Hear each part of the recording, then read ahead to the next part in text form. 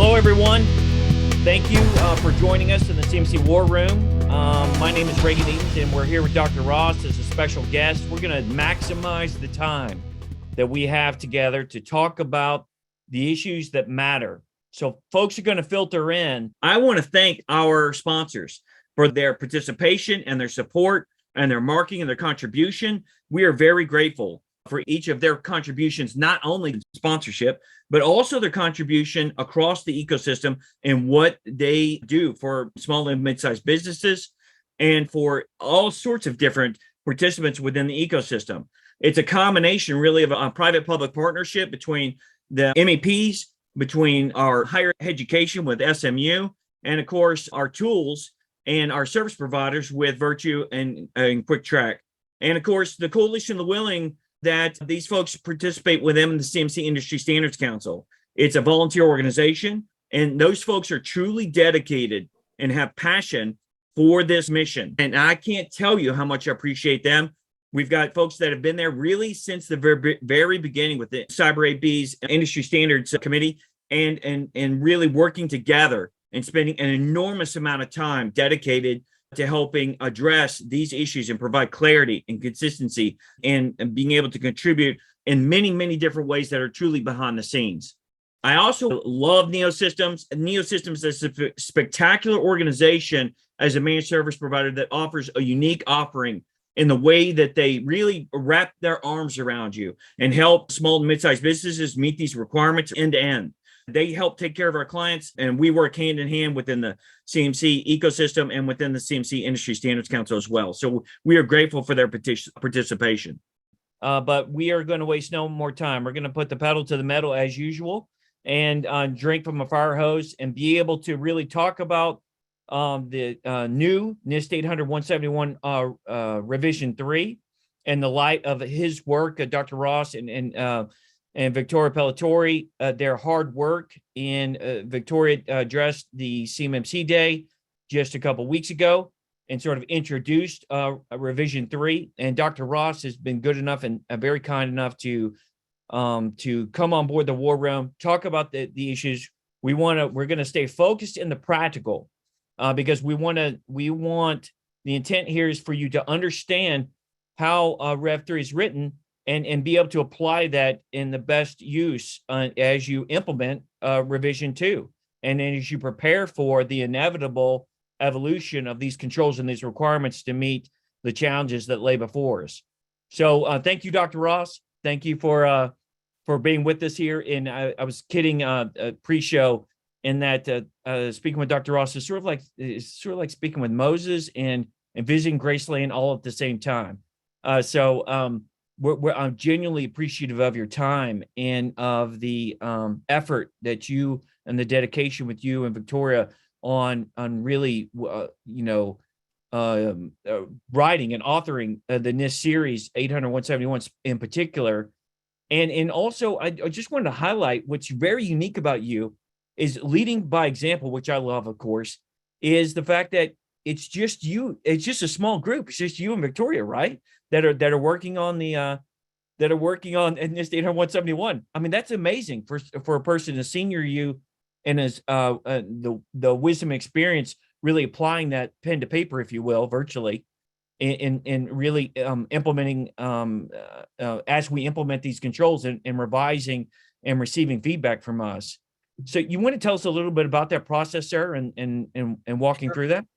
Well, thank you very much, Regan, for having me today. And it's just always a pleasure. This is what I really enjoy doing most after writing the publications and interacting with customers. And we have tremendous customers out there across the entire federal government, the defense industrial base, the larger industrial base, academia. But yes, we're a small team. NIST in general, in our computer security division, we have around 80 people. And then we have a sister division that's more on the applied side. Okay. But, for this particular project, the ones we call it the 800-171 update project, there's 4 publications that we're updating. And it's just Victoria and myself are the 2 primary authors on this. So the advantage of that is that you stay close to your customers and you can talk to them. And when somebody has a problem with 171, they pick up the phone, they send me an email or a text message, and they're talking to the person that can make the change. So it's a process. We literally depend on the interaction of our customers and the team that writes the publication to make sure that what we're writing is technically correct and implementable and does the job, no matter what that job might be. In this case, we're worried about protecting the confidentiality of controlled unclassified information, and that has huge implications for the defense industrial base, as illustrated by the CMMC program. So happy to be here today. Hopefully we'll cover a lot of territory, and anything we don't cover today, and if you still have a question, you can send me an email or pick up the phone and call. And we get lots of inquiries like that, but I'll do my best to answer your question after this webinar is over. Well, thank you, sir. I mean, for sure. And I genuinely appreciate, I said the grace of the 3 o'clock in the morning emails. That's very much appreciated. The one thing I wanted to cover is the cornerstone, the keystone for every discussion that I try to give, and every instance where we provide training or we engage clients or customers or webinars, is always about I embrace with tremendous empathy, because I do this every day. We are in the trenches every day with customers trying to navigate their way through this, and clients. But the reality is that this matters, that this is not compliance for compliance sake, that this is truly probably one of the most transformational things that we will do in American industry, within the defense and industrial base in particular, in safeguarding controlled and classified information and in protecting ourselves and ensuring the future of the nation. And I just wanted to, for you to sort of set the stage for your thoughts on that topic, and why this matters, and why this isn't compliance for compliance sake, and why is compliance necessary to ensure security? Right. Well, there's been a long-standing debate about compliance versus security, but let me address the first part of your question. We've been fortunate in this country and around the world to witness the greatest technological explosion in the history of mankind. We're seeing technology develop at such a rapid pace. It's changing the way we do business in our companies. It's changing the way the warfighters operate on the battlefield. It's changing the way we live our lives day to day. In addition to having awesome technology with unbelievable capability, one of the side effects of that, all that innovation, is that we love the technology. And I would argue that we're somewhat addicted to it, and we use it to the nth degree. At the same time, we're starting to see a massive convergence in cyber and physical systems. In other words, in the old days, the blue screen of death happened, your computer would crap out, and that'd be the end of the story. Right. Nobody died. But now these computers are going into everything that matters, from pacemakers to power plants to weapon systems. They control the brakes, safety critical systems in your automobile. And at the same time, all this technology is rolling forward. We're building incredibly complex systems that are composed of trillions of lines of code in the software, billions of devices, and everything is connected to everything. So you can see this complexity. It's kind of a perfect storm: complexity, great innovation, total dependence on the technology, and this massive convergence in cyber and physical systems gives us the perfect storm of a very difficult and challenging problem. So what the DoD is experiencing in the CMMC program, in the defense industrial base, is one aspect, but this is happening everywhere around the critical infrastructure. And so what makes this important for the warfighters, and I'll focus on that because CMMC is about the DIB, is that it wasn't too long ago that we were fighting kinetic wars. Mm-hmm. We were blowing things up and things are exploding. And then we're starting to move now into a world where a lot of the weapon systems, command and control systems, are driven by this new technology, the computing systems, the software.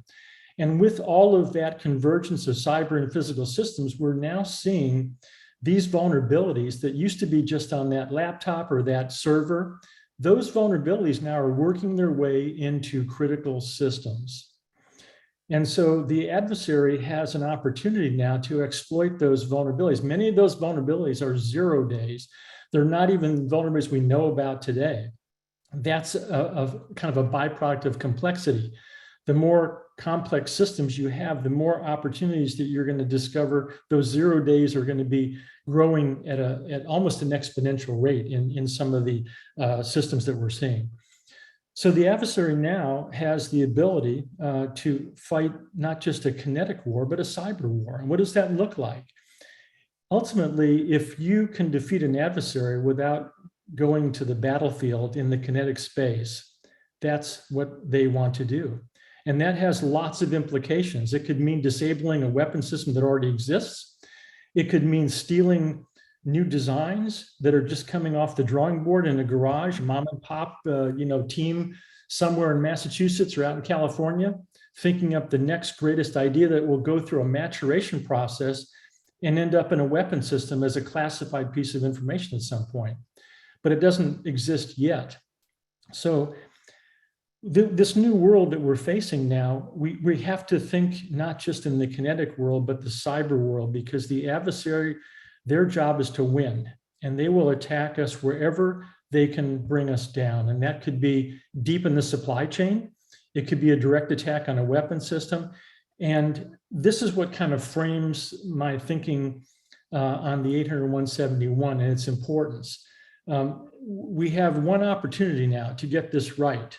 Because if you wait too long and you fail to protect, and the adversary continues to bleed you dry of your intellectual property, this is what everything is kind of tied together, because our national security, people think about weapon systems and the military, but our national security now is directly related to our economic security. Yes. You have to be able to have a strong economy. You have to be able to produce that cutting edge technology, that engine of innovation, which the United States does extremely well. You have to be able to innovate, but also protect what you've developed and designed. Because if you don't protect that, someone's going to steal it, and they're going to end up implementing that same technology. It won't look exactly the same, but that's a very expensive part of the development process for a weapon system, all that R&D that takes place.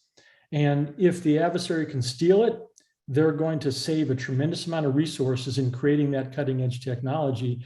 And who does that ultimately affect? It affects the warfighters. So, what we're doing in 171, we kind of get lost sometimes with looking at every specific requirement or the controls, and we kind of get micro-focused. And there are a lot of legitimate, difficult problems, small businesses, and all the things that we've talked about over the years. But in reality, if we can kind of just keep that big picture in mind about what we're doing, every one of us plays a role, because in a kinetic war, the military would go over there to fight that war. Now, the cyber war is everybody is on the front line, whether you're a small defense contractor or you're a warfighter in the Army, the Navy, the Air Force, Marines, you're all on the front lines in some way, because the technology and the life cycle and everything we have to do to provide those cutting edge weapon systems to our warfighters so they can win. And that's different than we've ever experienced in our lifetimes.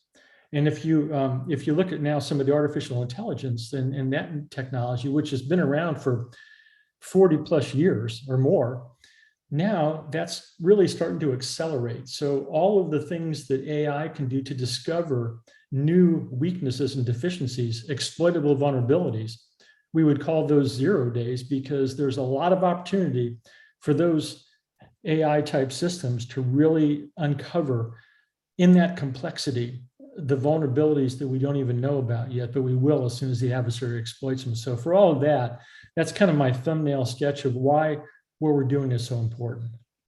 Well, sir, when we look at, we've got critical strategic threats happening that you very eloquently pointed out. We've got the overall trend with the president's national cybersecurity strategy. We have the Cyber Incident Reporting Act of 2022, which was recently passed through Congress. We've got a new pending FAR rule, which will require NIST 800-171 control assessment for all federal agencies across the entire federal contracts that relevant to controlled and classified information. This trend is a trend, and it really is moving out. And I see the evolution of R1 to R3 really trying to keep pace with the challenges that we're facing us. But as we struggle across the defense industrial base, and then of course that will go high and to the right across all the federal agencies as contractors or subcontractors begin to have to really implement these requirements. It's vital and important to us that you guys are really taking that feedback and taking the time to listen, not just to the struggle, because the struggle is inevitable, but listen to how do we bring clarity and how do we bring certainty in understanding these requirements so we can implement the requirements.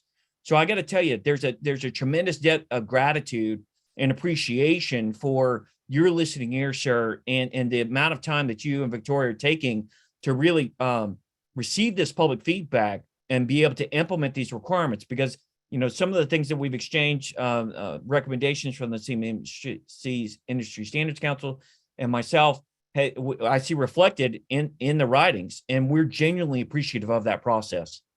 Well, we appreciate that. I think that we've always looked at the publication development process as a partnership. NIST's role is under the Department of Commerce. We see new legislation like when FSMA came out, for example, or an executive order or some kind of regulation. If it calls out NIST specifically to do something in that legislation, our job is to read the legislation or the executive order, figure out what we're supposed to do, and then the best way to do it.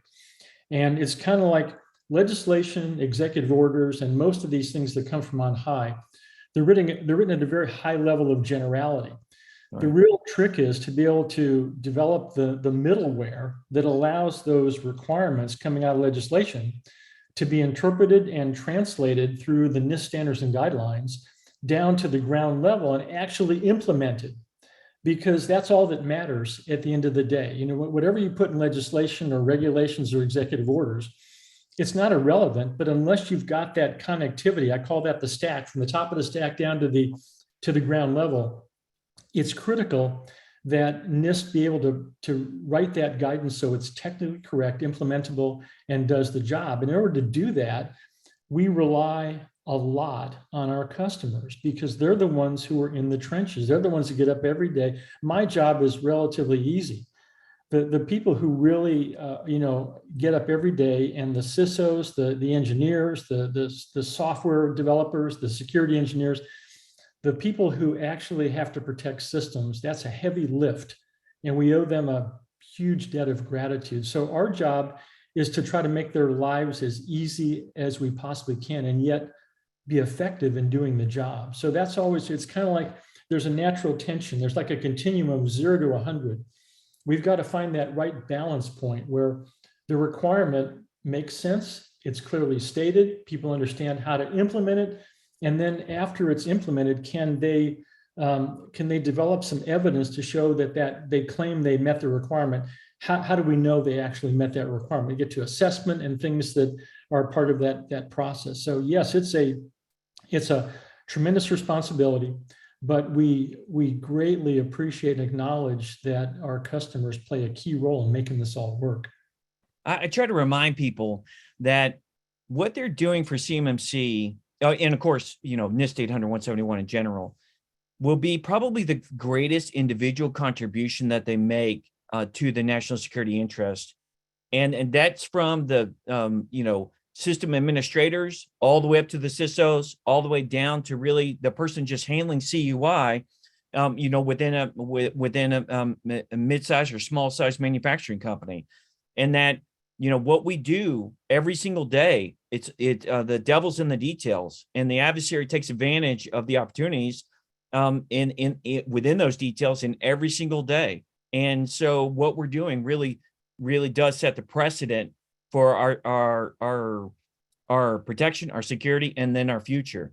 And with that, sir, I want to just as a side note. So what do you think that, I know this is going to be out of the blue, but federal contract information, do you see that as being incorporated within the NIST series or the NIST 800-171, or is that sort of going to be a dangler, related to CMMC specifically? Yeah, I think that's going to be, first of all, 171 was around a long time before the Sure. CMMC program. So that document was written in response to an executive order on Right. controlled class information. Started in 2010, then I think they updated it in 2014 or something along those lines. So there will probably not be contract type information in that document. And there's a reason for that.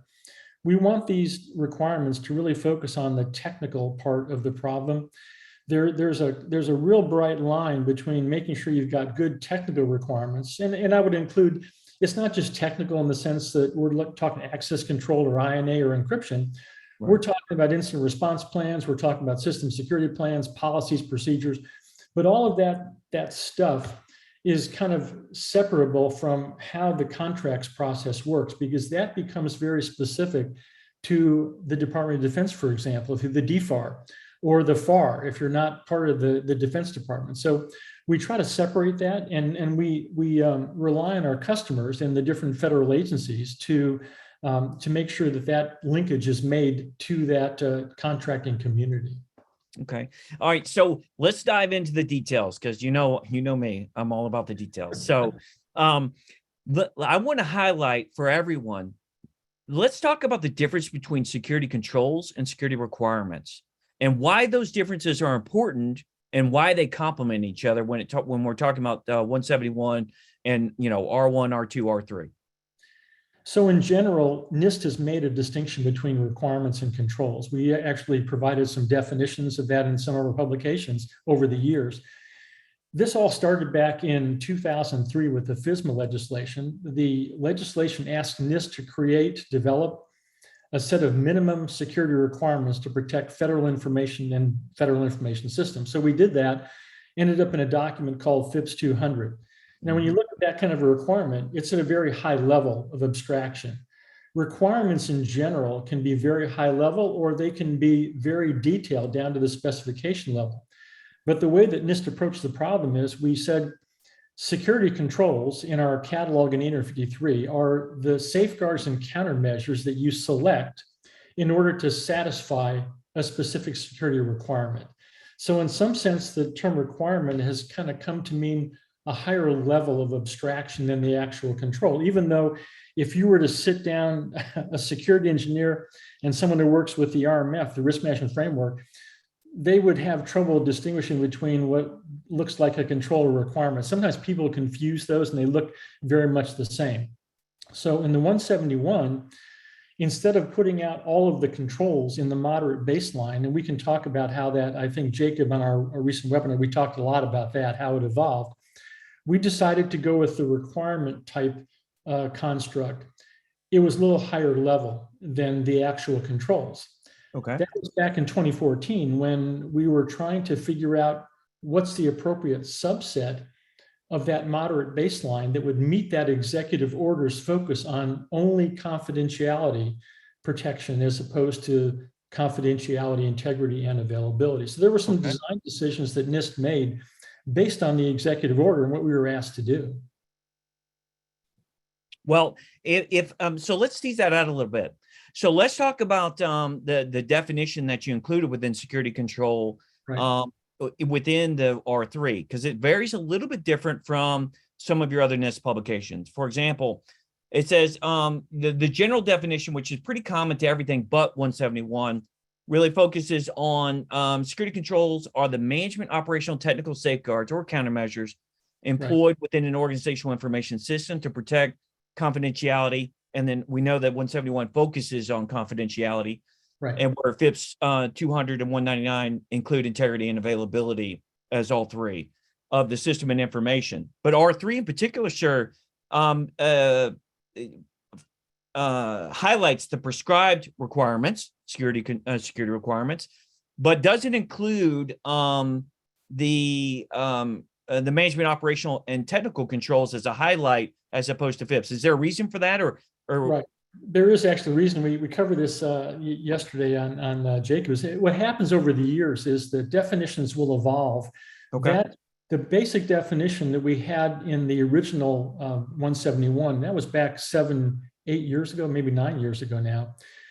OMB in their 2016 update of Circular A130, they used a different definition of security control. So if you look at the Rev 3, 171 Rev 3, right, there's a reference there that points to the definition as it now is stated in OMB Circular A130. So it's more or less just a consistency thing. The management, operational, and technical aspects, that language was deleted because we used to tag each one of our controls as management, operational, and technical. And we decided along one of the revisions of 853 to eliminate those tags because all security controls have aspects of management, operation, and technical. So even a technical control like account management, AC2 in 853, that certainly has some technical implications in the hardware and the software as part of that system, but it also has a lot of management the aspects as well. So we eliminated that distinction. So that's why that language was dropped. OMB is now our kind of guidepost on the definition we're using. Perfect. All right. Well, that makes perfect sense. The point that I wanted to make to folks is it's implicit to the definition, which is every single control within 171 applies to CUI, and every single one of those controls includes operational aspects, management aspects, and technical aspects. And it's really the convergence of those three, which makes the implementation of the control effective. Isn't that right? Yes, that's exactly right. Yeah. Okay. All right. I just, clarity's sake, right? That's what we're shooting for today. Right. So let's talk about the expectation. When I read R3, here's what I read, sir. I read that most of R3 is actually already required. I see very little, quote unquote, new things in R3. What I see R3 as the better explanation and provided better clarity on the existing requirements and existing controls. And in fact, if you agree, then in some instances, there's illumination or there's clarity in reading the discussion about the R3 control that will help you to better understand actually implementing R2. Would you agree, sir? I would agree. I think in order to really answer your question about what motivated NIST to make the changes that we did in R3. Right. We did a call for comments last summer. We got a lot of great feedback from all different parts of the community, public sector, private sector around the world. One of the things they said is, look, you got a lot of frameworks at NIST, a lot of stuff going on. You got the risk management framework, the 853 controls, you got the cybersecurity framework, privacy framework. There's just a lot going on. Now you got 171, which is derived from the 853. So they said, if you could simplify that, we'd much appreciate that. So we don't have to do two different things and mean the same thing. So one of our long-term goals, and it won't happen all in Rev 3, but it will probably happen over the next 2 or 3 updates, is we're going to go back and move from the original requirements that came out in 2015. Okay. Which were very high level. We're going to start to move that back to the language of 853. Our eventual goal is to produce a CUI overlay, which is nothing more than taking the security controls in 53, not doing a translation to make requirements out of them, but tailor that moderate baseline so it meets the specific requirements that are laid out in that executive order, which are largely in Rev 2 now. So we eliminated a few requirements. There was we tell you which ones we eliminated, but most of the withdrawals are not really withdrawals. They're moving those requirements around to different locations and grouping them with like requirements. So I would agree with your statement that if you read Rev 3, just by the fact we're using the language in 853, which is more, it's not prescriptive in a sense, but it's more detailed. Yes. So one of the problems we have with the current version of R2 and those requirements is, and some people like the ambiguity, other people don't like ambiguity. When you have ambiguous requirements, you can have lots of different things that can go wrong on the implementer side and the assessment side.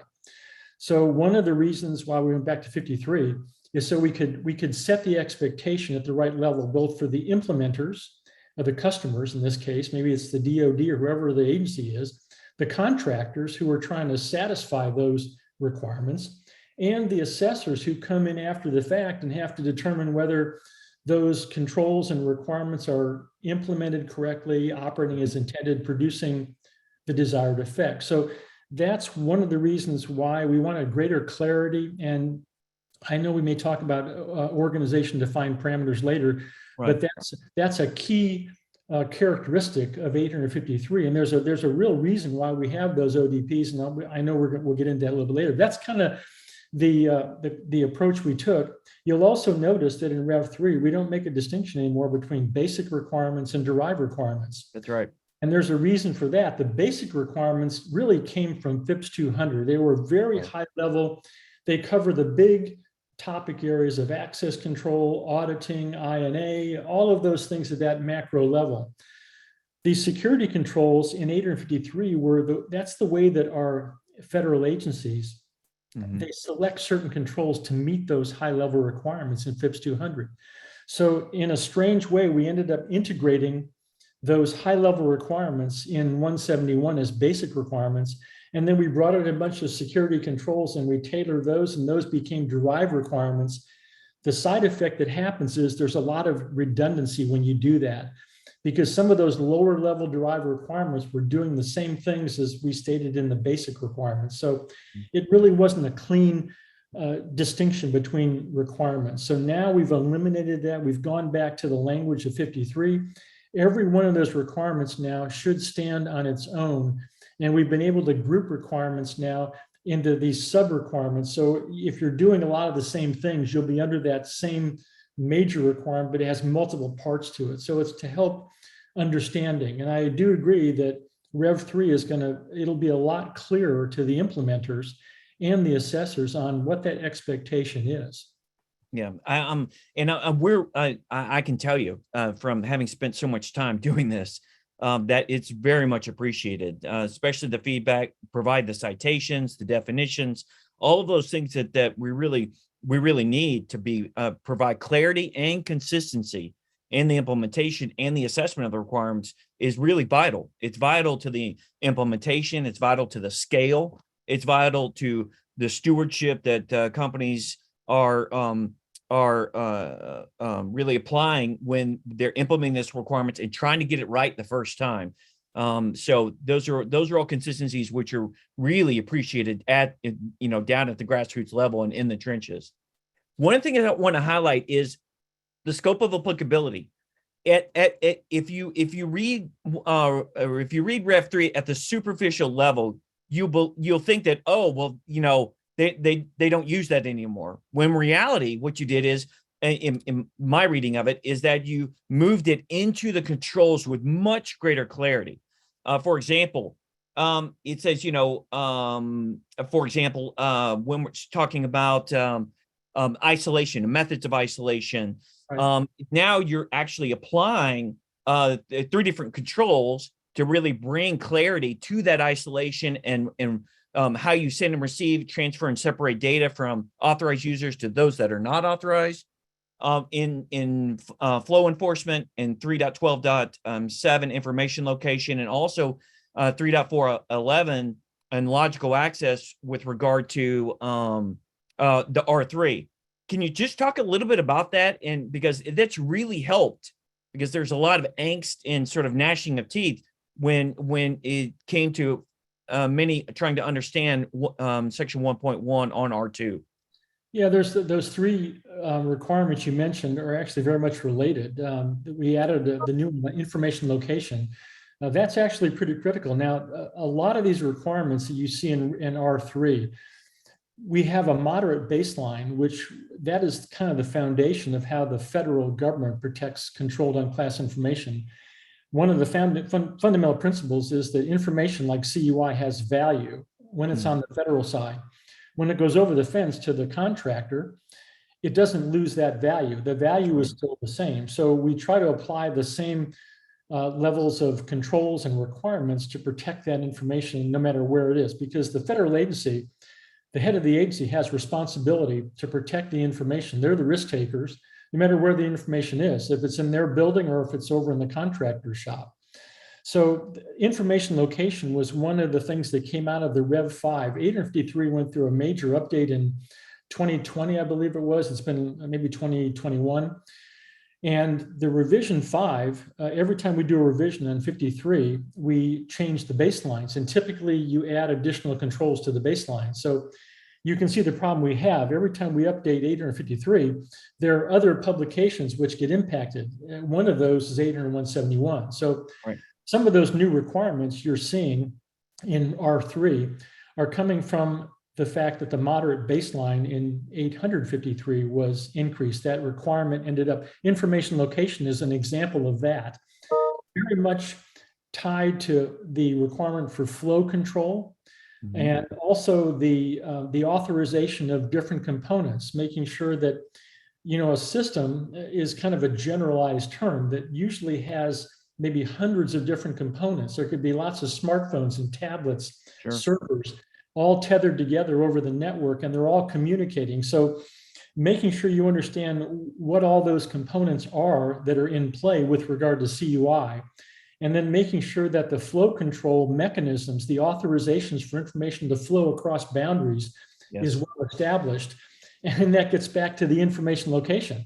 This is the biggest problem, is that a lot of times CUI is strewn across the entire system. And the first order of business is to figure out where it is. Yes. You can't protect something if you don't know where it is and how much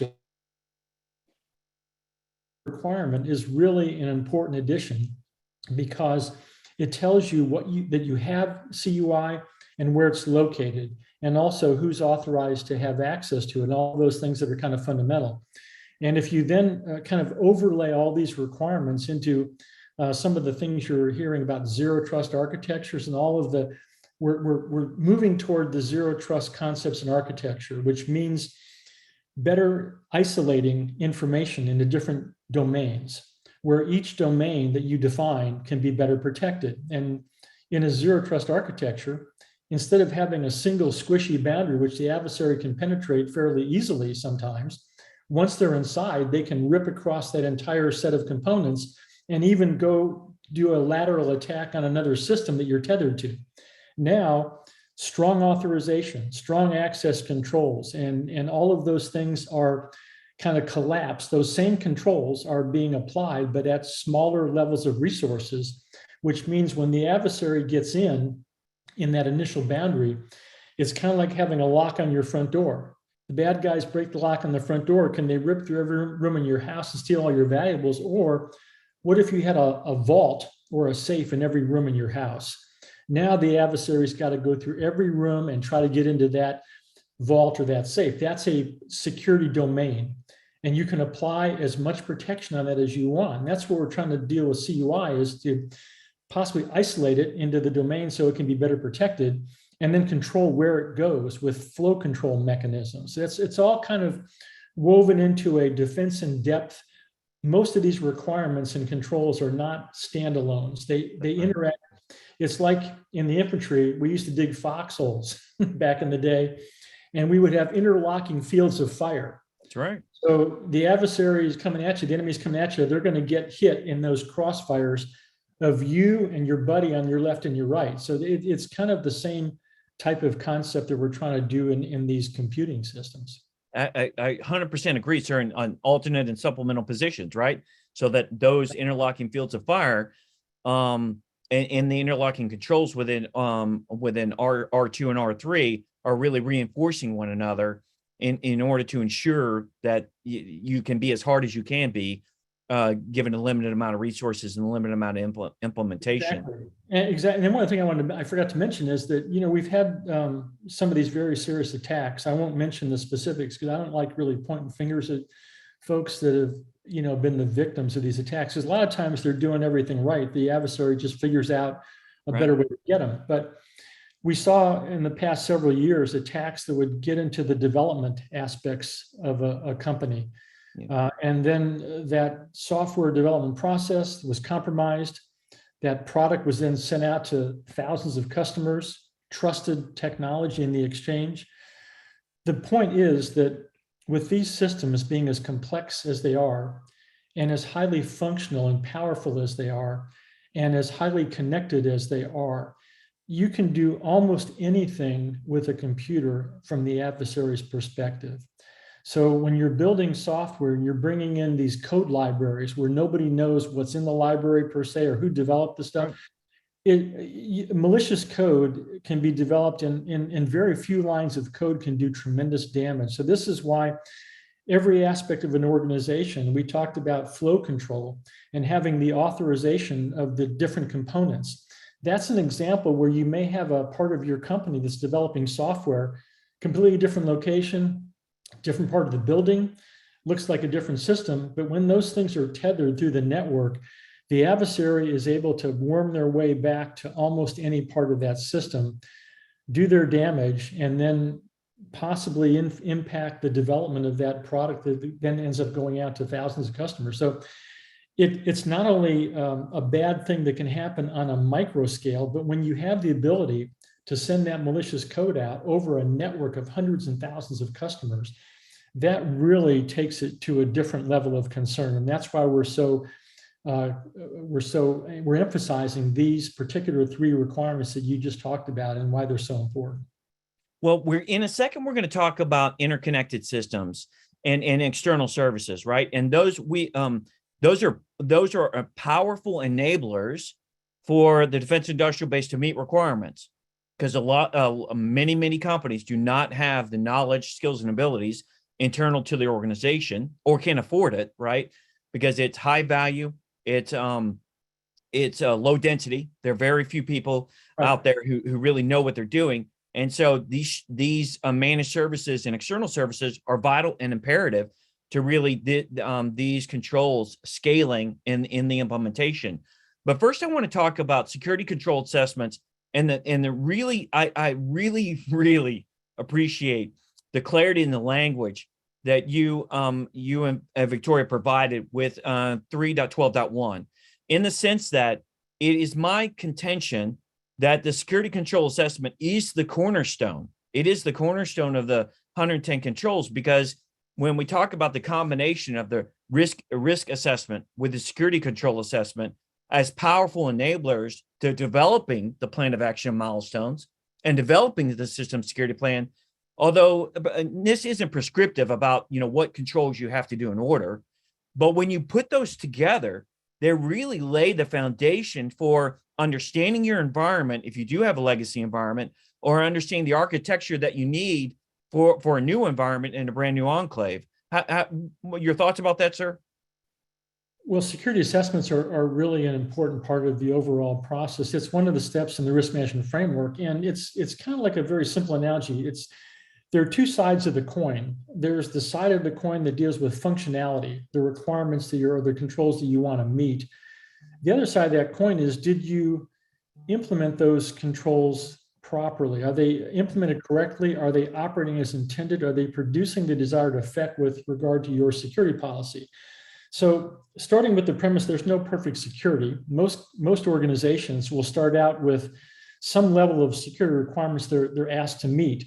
They will then select a set of controls. Now, a lot of those controls come out of the NIST 853 based on the baselines, low, moderate, high.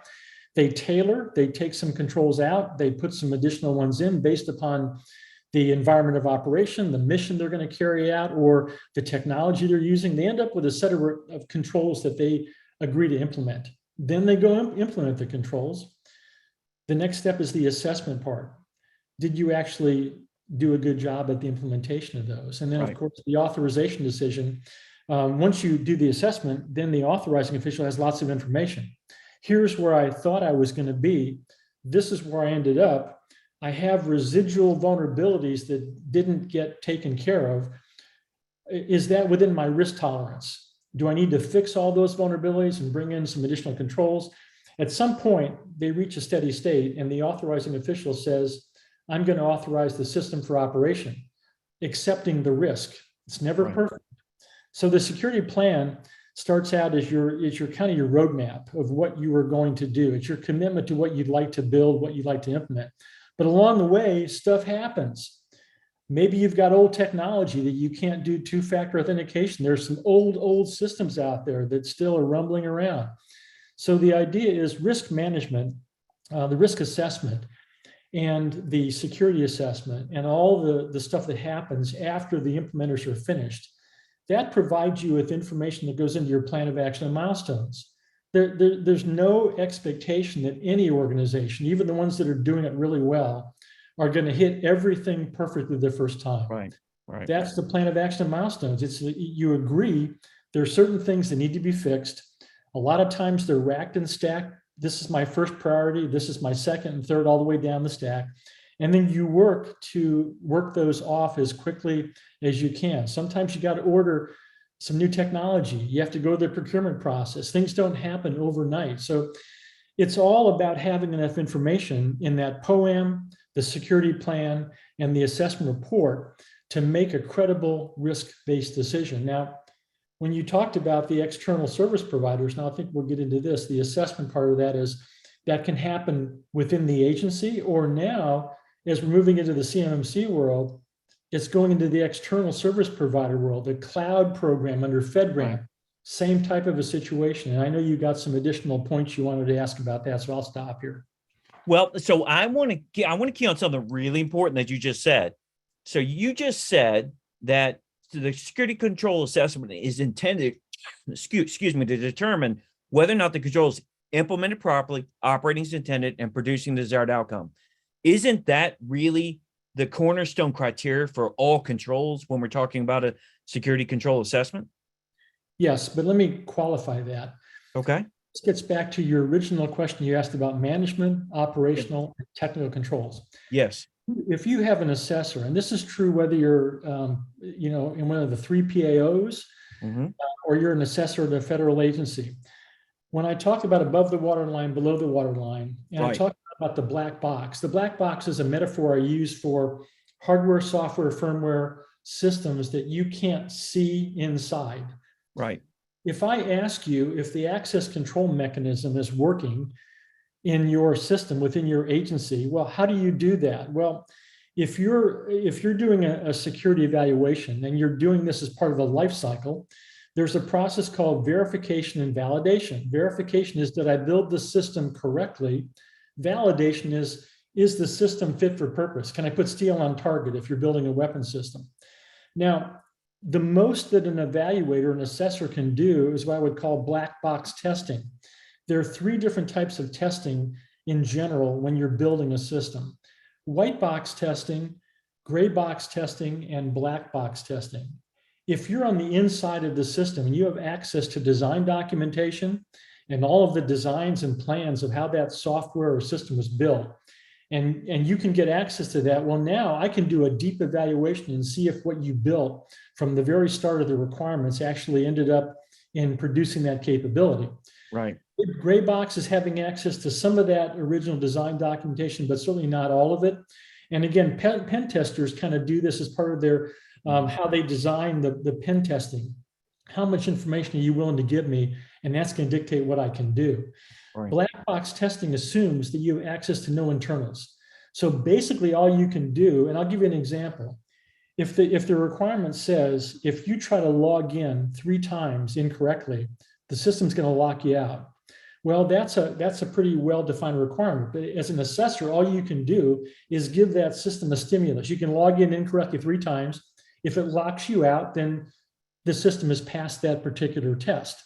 But that tells you nothing about how those access control mechanisms and INA mechanisms are actually constructed inside the black box. Right. So we should be very clear that assessments that are done as part of the 171 alpha or 53 alpha, they have a glass ceiling. They can only get down so far. If you really want to know what's going on in the black box, you've got to involve industry. And that's why there's been such a push for the software bill of materials, assurance cases. So customers like you and I, who are buying commercial products, can have some idea, what did they do to develop that technology? I'm putting it into my braking system in the automobile or my pacemaker. I should have some idea about how much assurance do I have that technology is not going to fail at an inopportune time. So I just want to make sure that it was clear on the assessments. That's kind of where assessments are focused within the 171 world.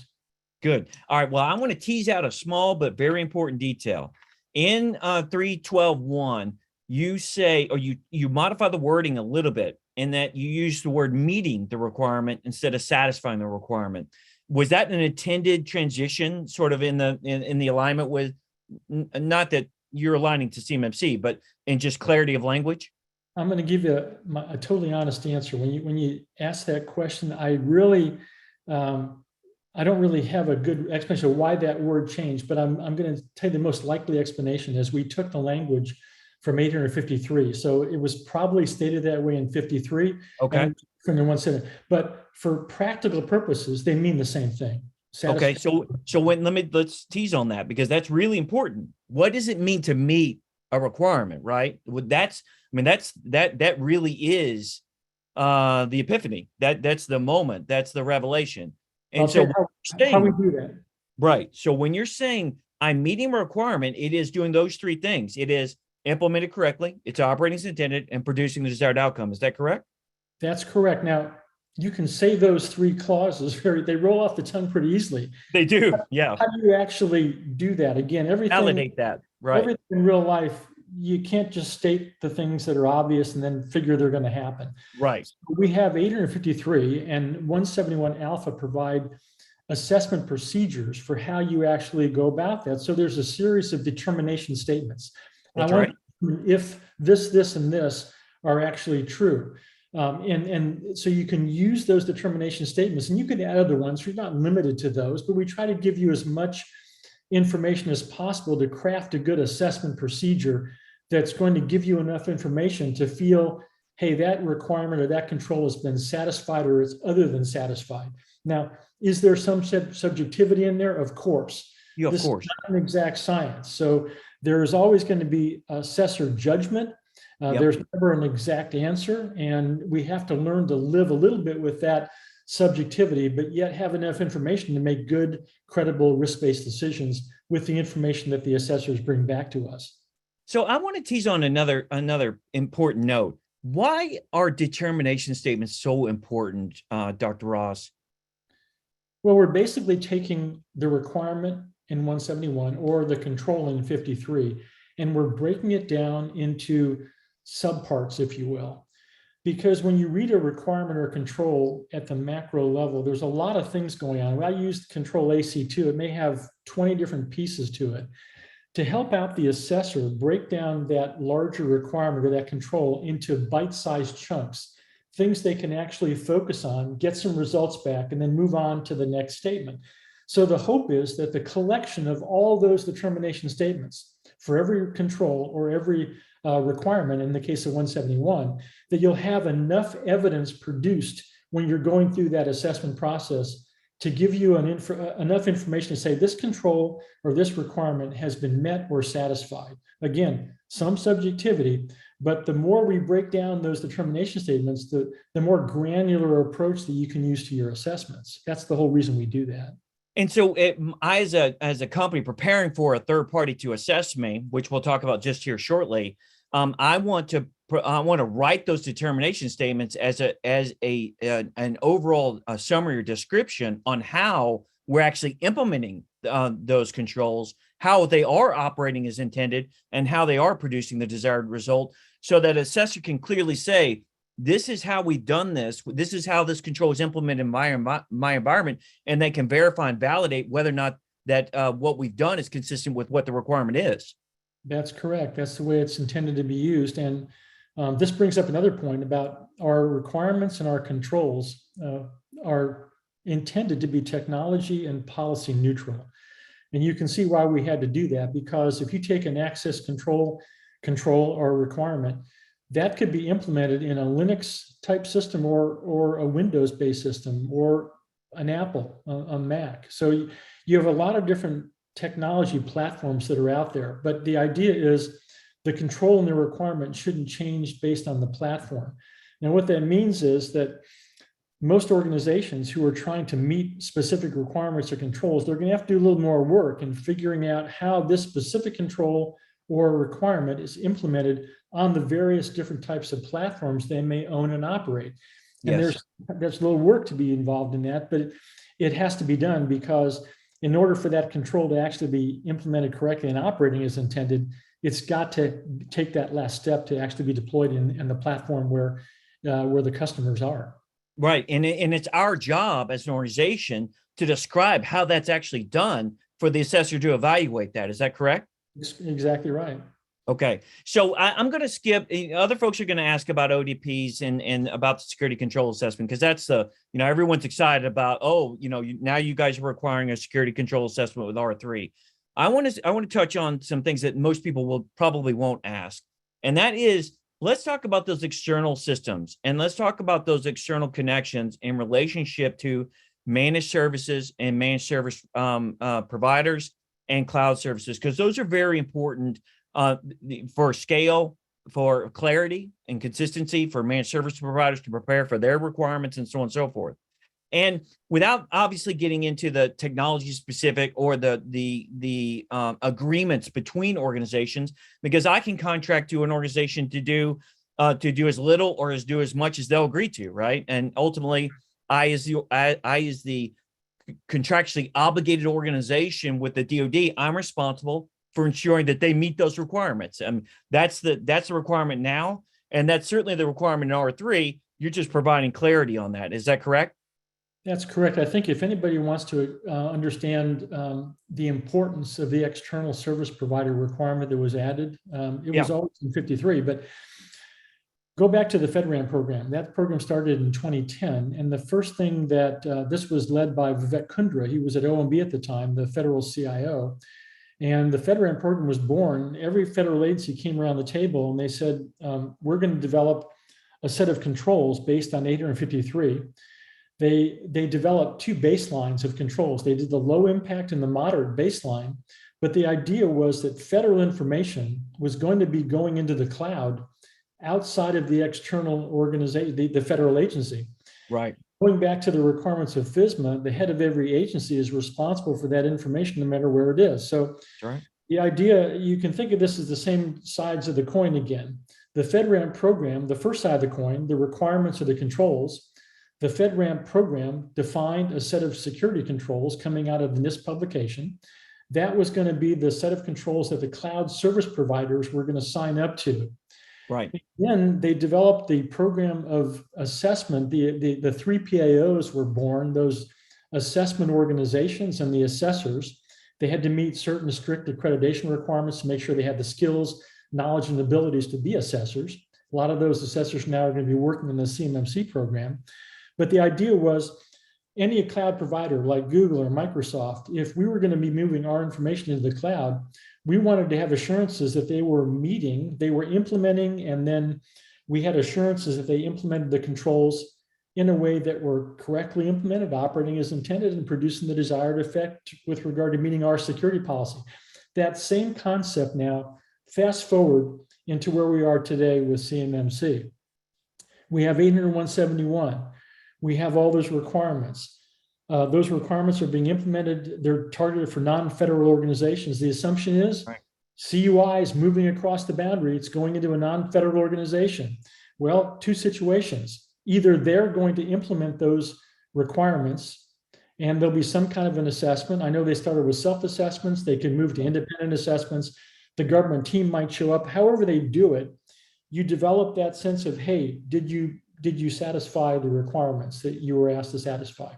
Now, what happens now when the contractor, for whatever reason, they could be small, they could be not have the knowledge, skills, and abilities to produce a security program, but now they want to outsource that to an MSP or an MSSP. Right. Well, now that problem has moved down the road one furlong further. 100%. The same situation exists. The same federal agency where that CUI started, it moved one step away, and now it's moved another step away. So the same principles hold. You'd want to expect that MSP or the MSSP are going to be implementing the same protections that the contractor would have been implementing if they were keeping it on premise on their side. Right. So that's the general principle. Now, how that happens, that's the requirement that you see in Rev 3 is intended to recognize that relationship that a contractor may have with an MSP or an external provider. And there's also an expectation, and you can see this with the organization defined parameter. You're required to define what controls now that external party is going to be held to. Now, the reason this is so critical and important, and it's not just about CMMC, this statement I'm making is true even if we didn't have CMMC, if it was just a federal problem. Agree. I've got to make sure that no matter what environment that information ends up in, that organization is not going to be providing less protection than it would have been providing if it was on the federal side, because the adversary always goes for the low-hanging fruit. And if they can compromise an external service provider that's not well protected, then that's the end of the story. They don't want to work any harder than they have to. And so as more and more of the small businesses just like in the cloud service world, if you want to use the cloud, you have some assurance that the moderate baseline, which is substantial protection, is going to be implemented in Microsoft or Google or Salesforce, whatever the cloud might be. It's that same principle. And that's the reason why that requirement exists. And if it's not executed properly, it leaves a huge vulnerability for any program that they don't have control of that information, so to speak. Not direct control, but when I talk about control, I mean the assurance that a set of protections has been implemented. And then I also would take that one step further. How do you know that service provider has actually done what they said they were going to do? It's the same problem. Sure. Apologies, sir. One of the things I wanted to tease on is that a managed service provider that doesn't process, store, or transmit CUI because they have access to CUI has the same obligations as any other organization that has access to CUI. But if I'm not processing, storing, transmitting CUI, then these elevated requirements that were applied to the cloud service providers, out of SP 500-292 or the DFARS clause itself, those higher level commitments are simply because of the fact that part of the services that I'm providing are processing, storing, transmitting CUI. Isn't that right, sir? Well, that's correct. Yeah. So you can either be storing, processing, or transmitting CUI as that external provider. Or, as you just said, some of them are not doing that, but maybe they're providing security protections for that contractor, small, medium, or large contractor. Anytime an external entity has access to the system where that CUI is being processed or transmitted, that's another entry point. So that would have to be protected the same way. In other words, you want to know who you're connected to, because the adversary can not only exploit that kind of a connection. One of the things I was talking to Jacob about in our talk the other day is that when we had the OPM breach in 2015. Yes, sir. One of the first things that OMB did is they required DHS to take a look at all the systems in the federal government. What were you connected to? How many components are within your system? What do you have in the inventory? And that was a huge undertaking. What they found was they had a lot of components they weren't aware of. They just grew organically over time, unaccounted for. They found system connections that they didn't know they had. And moreover, the ones they did have, there were many more than they needed. It kind of goes back to the very fundamental principle, least functionality, least privilege. Those are two of the pillars of cybersecurity. And we don't follow those concepts a lot today. Those are things that if we did just that, we would reduce the complexity an order of magnitude, which will allow us to protect so much better than we actually do today. Well, last thing, sir, and I know we're just a minute over, but there was a lot of angst about, and this is the last thing I'm going to touch on, the alternate work site. I'm very grateful for your clarity in the explanation in 3.10.6 on R3, which is the explanation of what is an alternate work site. And yes, it does include your home, because that's a workspace in the post-COVID world, right? And there seemed to be, because there wasn't really clear DoD guidance on the DoD side about what an alternate workspace was. We thoughts about providing clarity for that, sir. Well, first I want to tell you, maybe this is good news or not good news for you, but my 2 o'clock got moved, so I can spend. Oh, wow. Well, that's perfect, sir. I can probably go till the bottom of the hour. I don't know if you. Oh, wow. Yeah, no, that's great, sir. I appreciate that. Maybe your listeners may be dropping off like flies now. Hey, listen, it doesn't matter. We'll just keep going. So your question about alternate work sites are a particularly important question, not just with regard to CMMC, but the federal workforce in general, during COVID especially. Yes. AWSs provide a new vulnerability because a lot of times the type of safeguards and countermeasures that you would have within a federal agency were not replicated, at least in the early stages, as they should be. Now, we've gone just light years ahead in that because we were forced to move off site. Almost every agency had that problem, and the private sector companies did as well. What I would say is that when you're in an alternate work site, those same requirements have to be considered as if you were inside the federal agency. Yes, sir. Especially true with VPNs, virtual private networks, or some of the technologies that you have to establish secure connections. But moreover, when you're processing, storing, and transmitting CUI on that laptop or that local server, that is really another node on the network, and it needs to be protected. Now, you have a particularly different situation because your physical security, you can't enjoy the guards, guns, and gates around the federal agency or even the private company that a lot of companies have. Right. So you're basically looking at, like, I'm in my home office right now. I'm 1,000 miles from NIST or more, but I've got a laptop that is fully configured, and that's the way that NIST operates with all of their remote workforce. So I think the same principle holds. You have to, again, make that risk-based decision on how much protection you need, go back to the original requirements and go through one by one and answer the question, am I putting my information at greater risk because it's being processed, stored, or transmitted in that remote location at that AWS? Exactly. And again, there is no one answer for this. There's no right or wrong answer. It's like everything else. There's some subjectivity here. There are shades of gray. And again, that's why the risk assessment, the security assessment, the control assessments, and all the things that we talk about, and those specific requirements that are defined for AWS that should be very clear in any organization. If you have remote workers, remote workforce, you've got to be very clear on what kinds of controls and requirements you are prepared to enforce. And if you're going to go back and relax any control or requirement, there should be a justification or rationale for that, because when something goes wrong and you can trace that back to the failure of a specific control that you eliminated, then there's going to be a further discussion. I'm sure that's going to happen.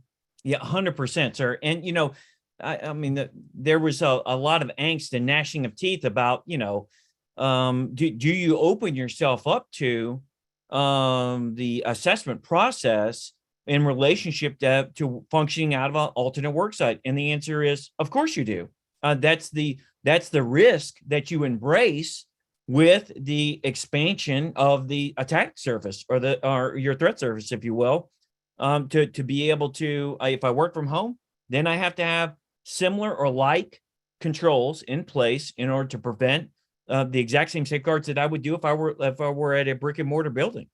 Well, this is part of the new world that we're building, is that 40 or 50 years ago, when you talk about computing systems, you were sitting in a huge building with mainframe computers. Now the technology has gotten so good and so powerful that these are all looked at as devices, components that are part of a larger system. Those components move frequently from place to place. Just because they happen to be tethered to an alternate work site, maybe that AWS is going to change tomorrow. That person may go to a different location.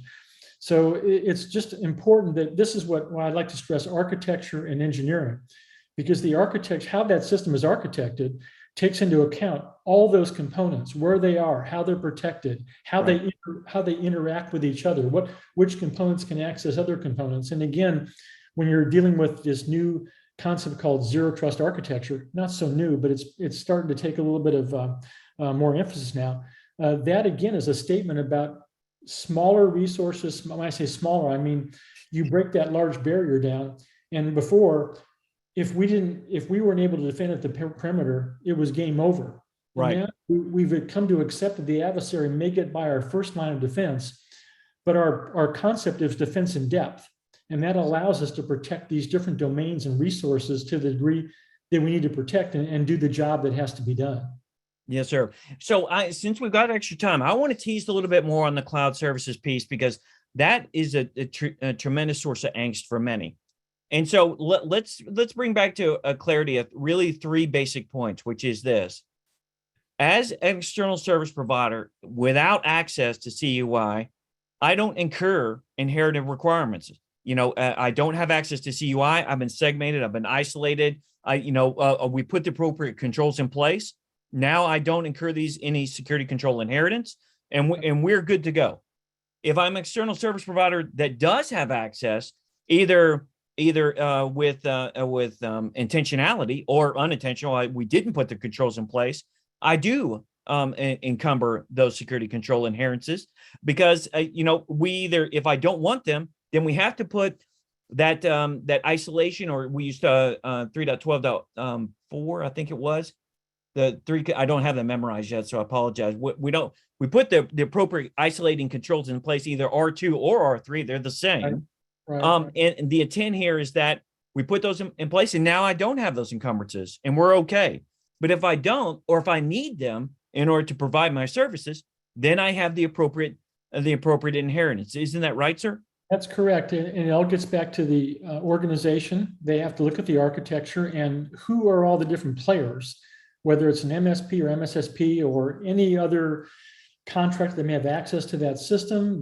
This is why we emphasize the access control, the authorization process, privileges, and making sure, again, least privilege, least functionality. But once that perimeter is breached by an entity, once they can get inside, then there's things they can do that they couldn't do otherwise. So I think that's going to be an individual decision made by the federal agency and their contractor. And this has to be a joint discussion. You got to sit around the table and say, okay, I'm going to send CUI into your environment as a contractor.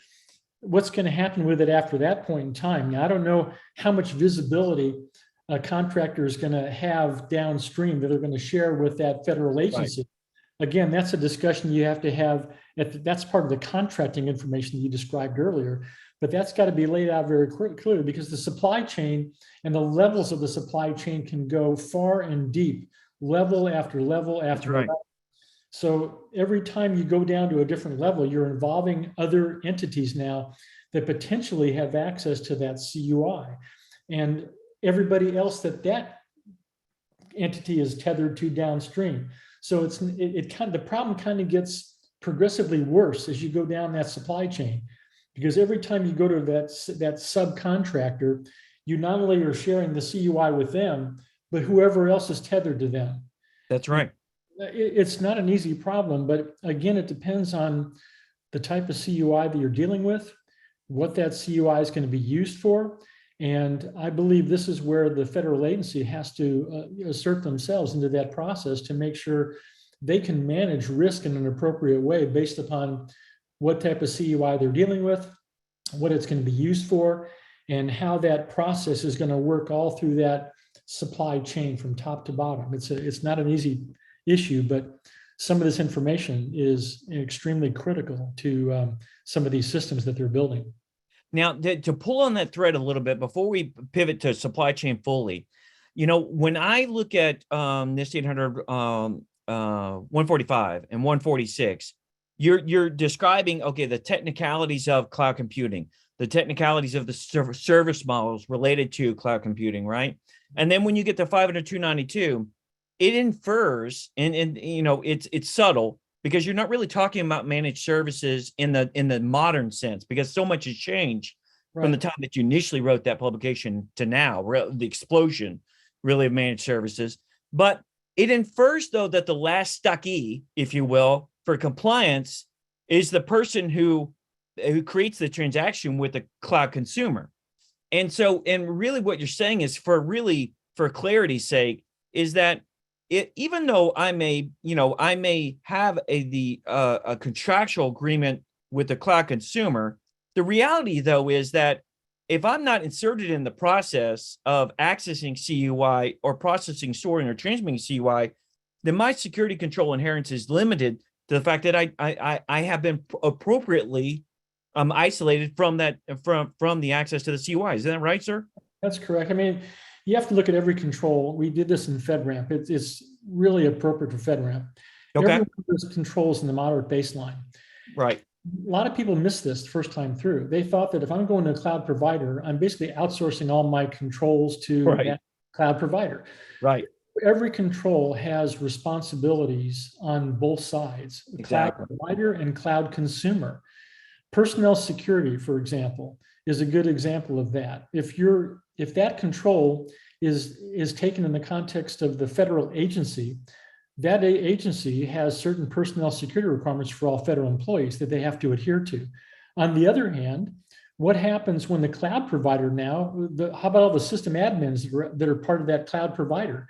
They also have responsibilities for personnel security on that side. So one of the things that FedRAMP emphasizes is every control has to be looked at from the consumer side, the responsibilities there, and the producer side. They're two sides of the same coin.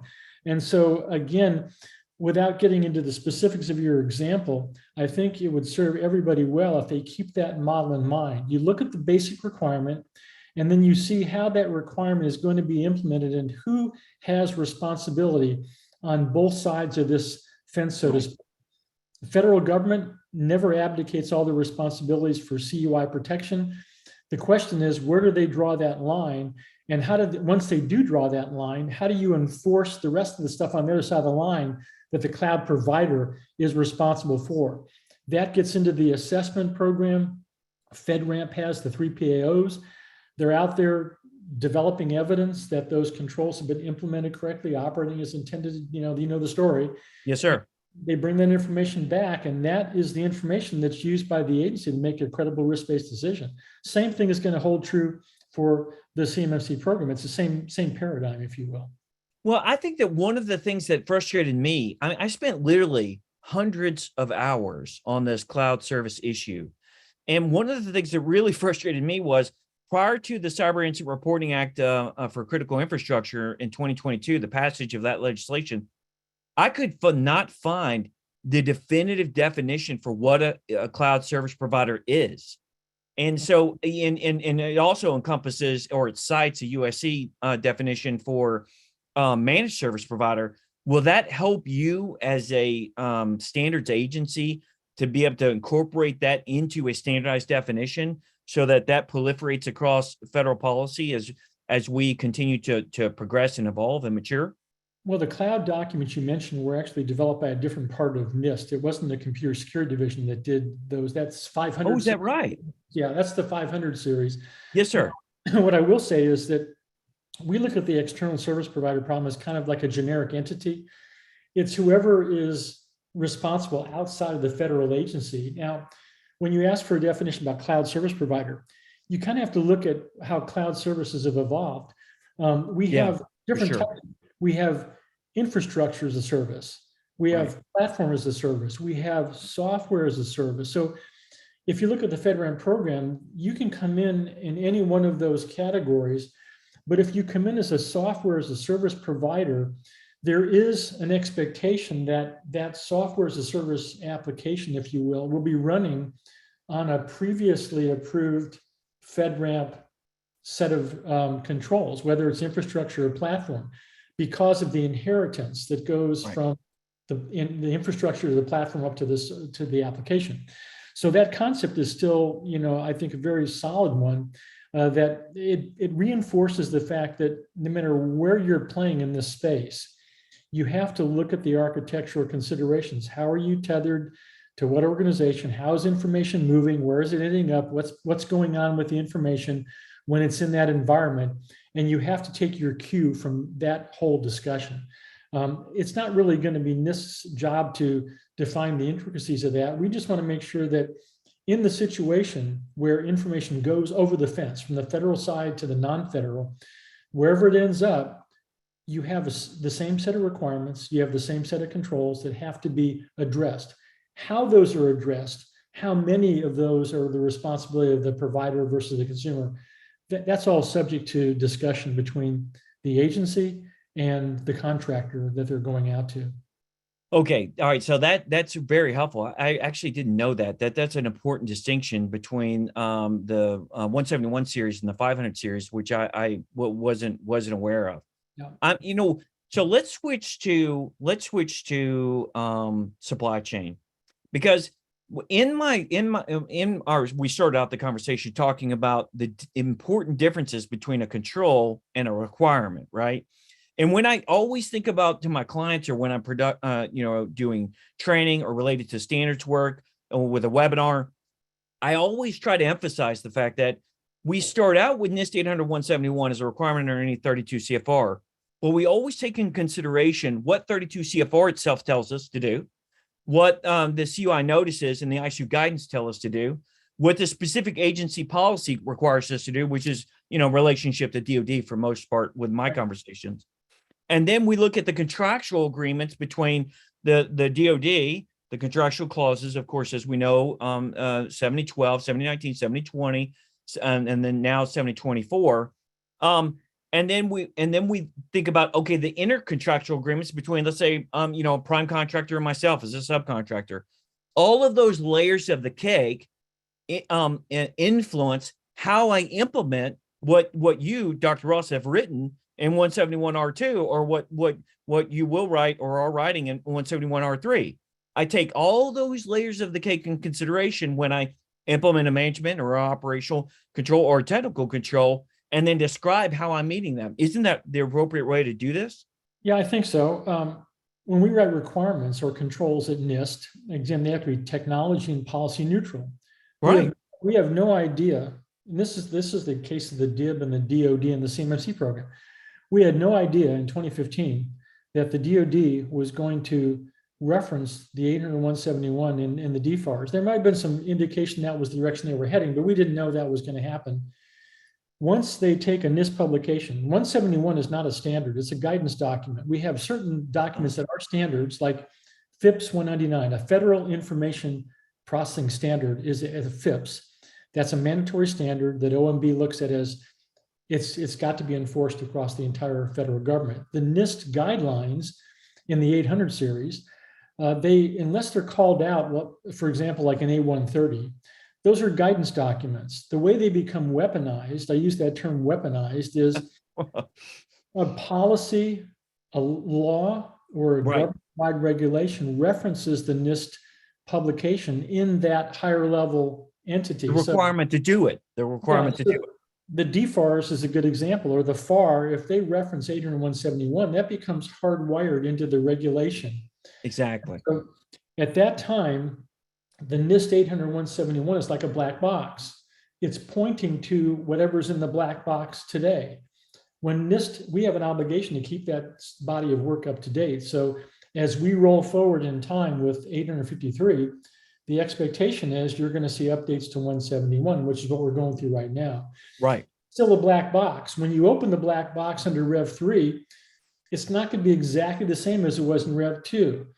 Your earlier point, though, I think you asked the question early on, is Rev 3 going to be helpful for people who are just doing Rev 2 now? I think the answer is yes. If you look at Rev 3 and Rev 2, everything in Rev 2, for the most part, is going to roll forward to Rev 3. It's not going to be a lot of wasted effort. Sure, the requirements may be grouped differently, but we have a whole body of knowledge on our website that tells you if the change was significant or if it is insignificant, if it's editorial in nature. So that's going to give you an indication of how much change did NIST actually go through in this requirement that I implemented a year ago, and am I going to have to do something different?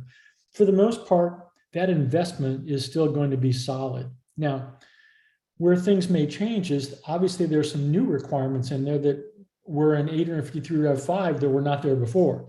You mentioned information location. There's other ones that are in there now. Those will be new, and those are going to have to be added to what your foundation looks like right now. So I think there's a lot of folks out there I know that may have not started yet. There are people, it's like a continuum. Somebody is ground zero, they haven't done a thing. Other companies are at 100%. They're on the road, they're rolling. No matter where you are, you're going to need to look at Rev 3 and try to assess how much work do I have to do to get up to code, so to speak. This is probably the most, and I think the most valuable thing out of our discussion so far, sir, is a sense that if people, when they read, I'm going to mention CMMC, when they read the initial 1.2 and they read the 2.0, they believe that that was in a self-contained world, that there was nothing else important outside of what's in the assessment guide. And it was a struggle to get them to realize that represents many other requirements that it's necessary for them to implement. And when they implement the controls, and when they ensure that they management and the operational and technical controls are properly implemented in reference to these other layers of the cake. And I think that as the maturity of the ecosystem as time and really knowledge, skills, and abilities have progressed, people have begun to widen the aperture, and they realize that, and I think that R3 will help them realize that R3 is simply a better manifestation or a better articulation of the requirements, again, that mostly already exist. They're containerized differently. The language is different. But if you, in my mind, again, just to emphasize this point, if you execute R3, 99% of R3 is going to help you better implement R2 as an existing requirement. That's a good point. I think there has been a lot of discussion about the NFO controls that were in too. And you can see in Rev 3 that a lot of those NFO controls were brought back in explicitly into Rev 3. Now, that was part of our original tailoring guidance. We had 3 tailoring criteria, and we did Rev 2. We said we're going to focus on confidentiality protection and unauthorized disclosure. Right. So all of the availability controls in 53 were tailored out. Right. We eliminated all controls that were uniquely federal. There were a few of those. And then we eliminated things that we thought most organizations, if they're operating in the 21st century, would have on board. Right. So is it possible for an organization to operate, in the 21st century when they're dealing with commerce or whatever they're doing in the space of this technology? You would expect they'd have a security program, and so some of the basics that we thought, unfortunately, there's some of the GAO studies and the GSA and all the studies that were done. We found out that assumption, we overestimated that a little bit. So to your point is that everything that was in the NFO space, we didn't bring them all back in, but we brought back ones that we thought were particularly impactful, like policies and procedures. There's an expectation that every organization had policies and procedures that would drive that whole security program. If you don't have those, parachuting in a set of 171 requirements without having that security infrastructure in place, yes, it was a heavy lift for some organizations. So that's one of the reasons why a lot of the NFOs came back in. The other thing is, I just want to mention ODPs very quickly before we run out of time. Sure. As part of the process of moving back toward 853 and reducing the ambiguity, the ODPs have been part of the 853 for a long time. It really does allow us to give organizations the maximum degree of flexibility without being too prescriptive. Now, what I mean by that is, I'll take an example. If you have a contingency planning control, and let's say doing system backups, in the early days, we would have a hardwired parameter in there, say, if you're going to back up your systems, it's got to be done every 2 weeks. Well, every federal agency is so different. The backup requirements are going to be varied across the entire set of federal organizations. So we decided that it'd be better to keep the backup requirement or control, but allow the organization to define how often they were going to back up based on their mission needs. That's a very logical way to go. Once you define that parameter, you instantiate it, then that becomes part of the control, part of the requirement. So the ODPs, it was a natural transition to move the ODP concept into the requirements in 171. We already did that in 172, so you could kind of see the handwriting on the wall. Now, the other question that goes up is, who is the organization? An organization defined? Well, the answer is, we left it a little bit ambiguous. And we did say that the federal agency, where the CUI is emanating from, they have the first right of refusal. In other words, they should be given the opportunity, if it's important for DOD or Department of State to have a certain parameter instantiated based on their mission needs, then they would do that probably as part of the contract. That language would be hardwired. It may turn out that DoD wants to establish certain parameters across the entire DIB for certain things. Totally up to them. If the federal agency decides that they're not going to weigh in on that ODP and it's not important, whatever the contractor wants to do, but you have to do something, you got to commit to some level of instantiation, then that's going to be their decision. It could turn out that maybe OMB decides that for across the entire federal government, we're going to enforce this particular parameter. They could do that in 853. They don't do it very often, but they have the ability to do that. So the answer is organization is context dependent, and how that gets worked out, we probably don't know yet. Well, when I teach this, sir, I always tell I either folks out in as students or as clients that you always look to the 32 CFR first when specific to CUI. Always look to the 32 CFR first. Always look to CUI notices or guidance, and then see if there's any DoD specific guidance related to that. And then, or in the CR registry, for example, export controlled information, right? You'd always go to the ITAR or to the AR in a controlled category. You always go to that first and look at that, because that's the type of information that is the power, the regulatory authority and the legislative authority related to that information rest within the State Department or DDTC or Commerce, within the BIS. And so look to them for that specific guidance, then implement those that guidance with the control related to 171, and then as you do that and you integrate them well, integrate them into your policies, integrate them into your procedures, now you fully met the requirement. Exactly. I'm not sure you want to take. I have a few minutes left. You want to take a few questions out there? I don't know if you wanted to go do a Q&A. Oh, sure, absolutely, yes, sir. Yeah. Let me pull up a few questions. I would love to do that. All right, so we didn't expect to have an opportunity to take questions. So with that in mind, we've got let's see. Let me go to the very first one. So you get to pick them too. What's that? You get to pick the questions too. Oh yeah, I suppose so. So let's see. Are the conversations, let's see, federal level to enforce or impose business comply with a framework, customers protection at the federal level to enforce or impose all business? I'm not sure what. Let me skip down to that. I'm not sure what they're trying to say. As someone with CMC requirement implementing, what is the reality for assessment costs for small business? No, that's not in the purview. What is the variance between 2 and 3 and crosswalk? So the variance is listed in the back of the R3, Jason. So look in the back of R3. It'll take you through step by step what's been changed from R2 to R3, and it's a really great description. So you can use that as a reference back in the back. There's also additional information on our website too. If you go to the CUI landing page, 171 landing page, we have a whole bunch of supplemental documents up there and Excel spreadsheets that give you a lot of information. So there's a disagreement in the community what this means when the organization. Okay, you talked about the organizationally defined parameters, right? And in reality, we've sort of talked about this in particular. And she's relating it to, it's particularly the cryptography issue in FIPS 140-2. So, I didn't touch on that particularly on purpose, but if you'd like to hit that, Dr. Ross, go ahead. Yeah, previously we had in the requirement, it was hardwired that the crypto had to be 140 validated, FIPS 140 right. Validated. So that caused a lot of commotion in the DIB. There's various reasons for this. It's not just in the DIB.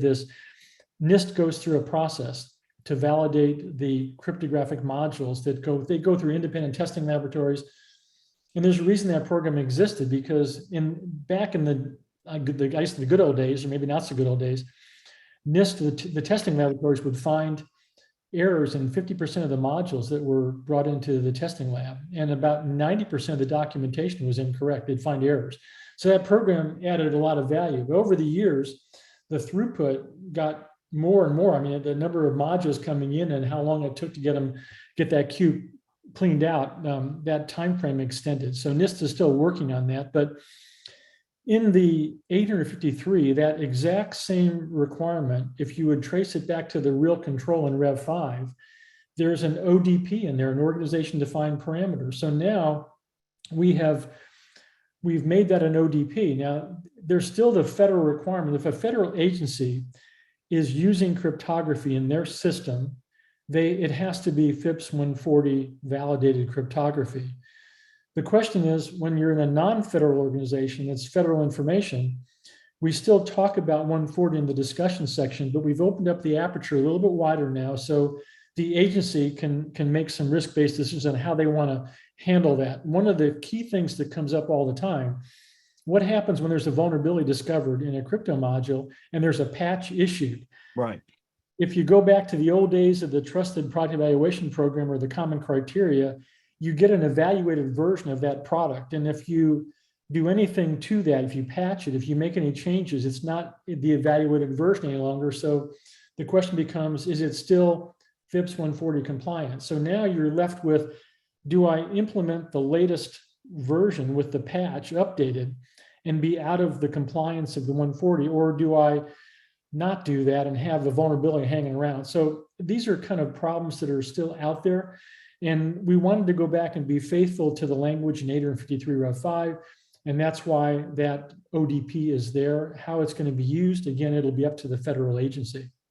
Well, I'm very grateful to John Ellis and Nick on their leading of DCMA and DIBCAC in relationship to these requirements, because they took a really common sense approach, which is, look, if there's a vulnerability and the patch doesn't match, then obviously you want to protect the environment and then work out that issue, within your POAM, right? That's a practical application of a common sense approach to both security and compliance. And definitely grateful for that.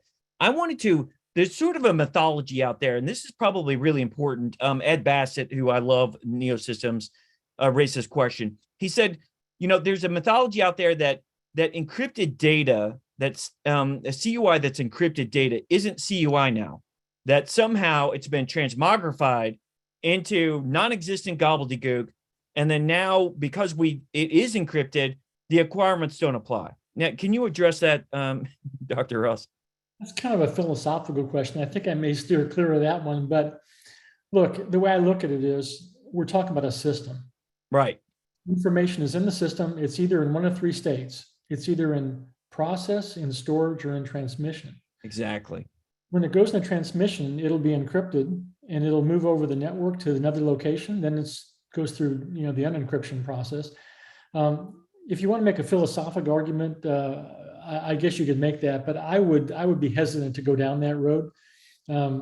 I think you open up a lot of different things that could be questionable, but it's kind of that's in the kind of the theoretical pile that I'm not sure I can answer that. Well, the way that I look at it from a process perspective is the fact that when the ITAR did the Part 120.54 exception, right, for encryption, they said, okay, listen, it is ITAR data. It is ITAR data that is encrypted within an approved encryption.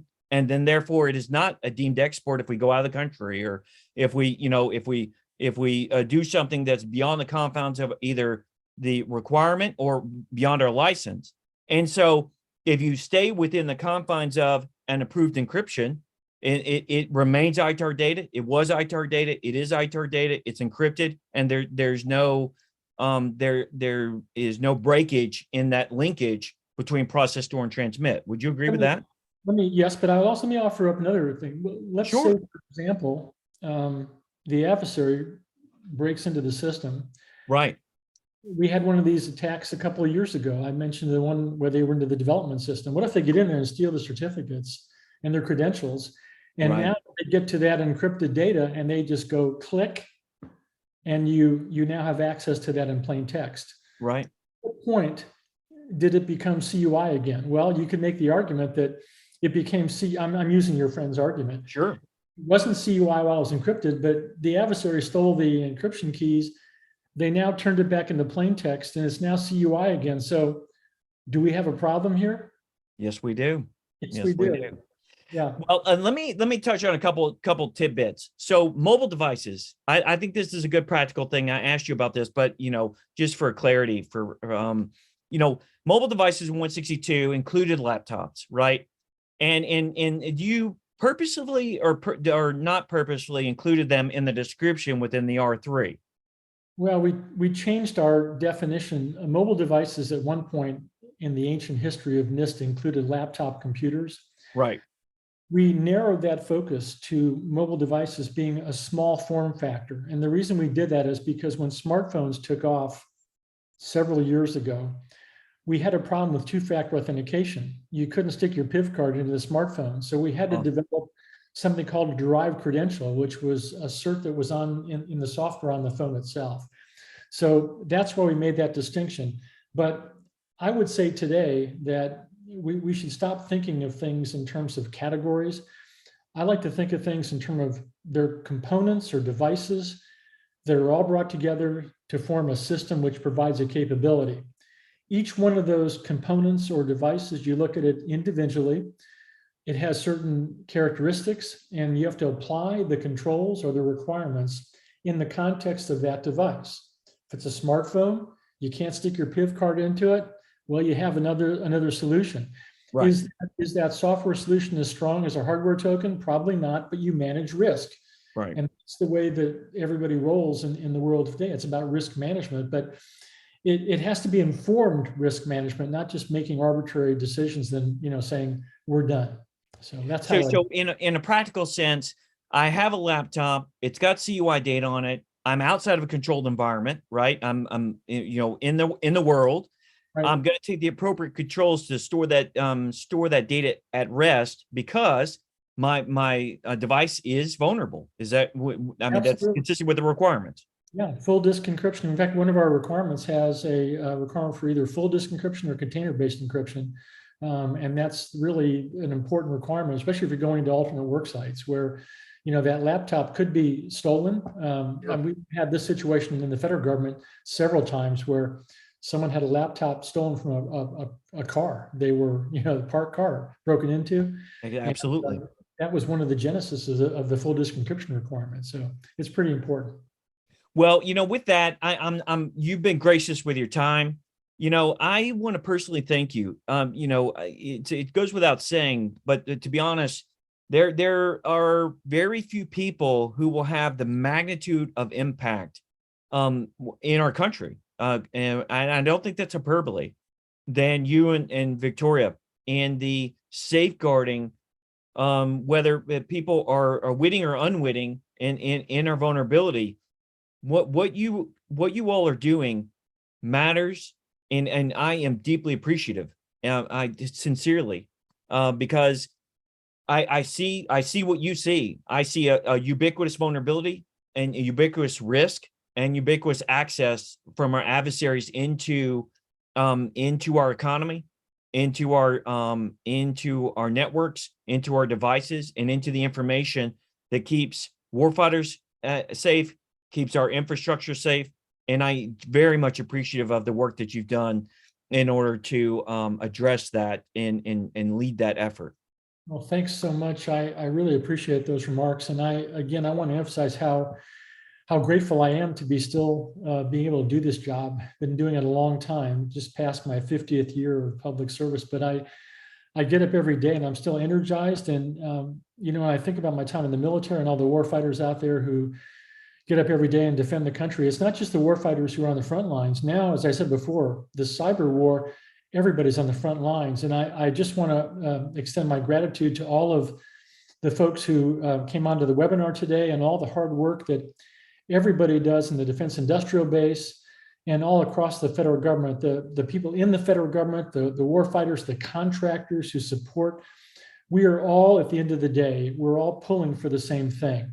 To me, it's about one word. And I know this sounds corny sometimes, but I bring it all back to freedom. The reason we have a free country is because we can defend ourselves.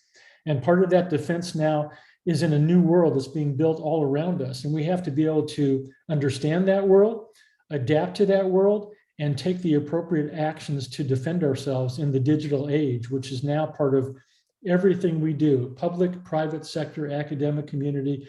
We're all in the same technology bubble.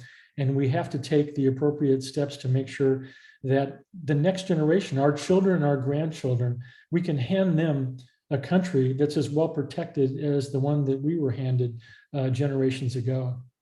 Well, I believe that we face significant challenges, but I truly believe that together we can secure the defense supply chain. I believe that. And then the only way that we can do that is working together. So thank you, Dr. Ross. Thank you. Also, deepest thanks to Victoria as well. And I know you've got an upcoming webinar. You want to talk about that really quickly, sir? Well, January 6th is our big rollout of the 171R3. Unfortunately, it's sold out right now, but you can get on the waiting list going to the NIST website. And if we have anybody cancel, we're going to make sure we try to get you in. But the good news is that we're going to post that webinar as soon as we can after the live event. So you won't miss anything if you don't get on there live. So hope you can all join us on the 6th of June. All right. Well, thank you, sir. You have a wonderful day, and I will talk to you soon. God bless you, sir. All right. Bye-bye. All right. Thank you, everybody. Listen, I genuinely appreciate your time. I always appreciate your attention. You all are outstanding in your diligence and your vigilance in meeting these requirements. And it's with a deep sense of gratitude that I am also appreciative of you and your efforts to understand the requirements better, to learn and be able to meet the challenges that face us together, and be able to be a good steward of the trust and responsibility of helping those within your company, consultants and clients and as practitioners in meeting these requirements.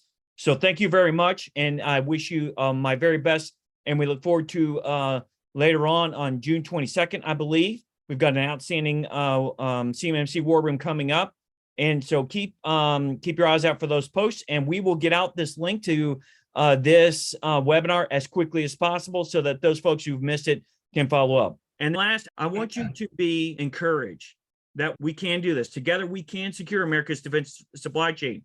We can climb this mountain with the extraordinary people that are leaning into these requirements and helping you navigate this and navigate the important decisions that you're making, and trying to provide you our best effort to help you navigate these requirements and support that sweat equity that you're contributing to both your business and your competitive advantage, our prosperity, and of course, our national security. So I thank you for that effort as well.